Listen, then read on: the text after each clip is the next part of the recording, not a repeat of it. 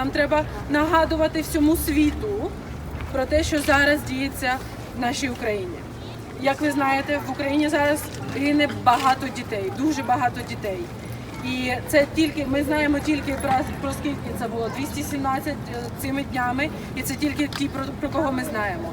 І ми б хотіли показати, візуально показати, скільки іграшок не дочекається ніколи своїх хазяїв. Так? Тобто ця інсталяція направлена на це. Ця Україна зараз стоїть за цілий світ. І як не Україна, то цілий світ просто загине.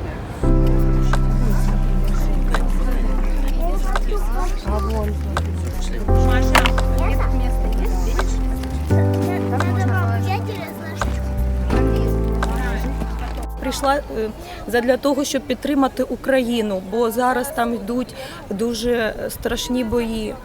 Дуже шкода діточок, які загинули. І ця акція саме для них. Вже чекаємо на повернення якомога швидше. Дуже хочеться, сумуємо за Харковом, за Україною.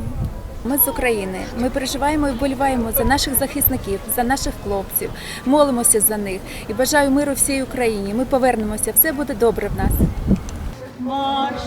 Марширують наші добровольці у кривавий дан, визволяти братів українців з московських кайдан.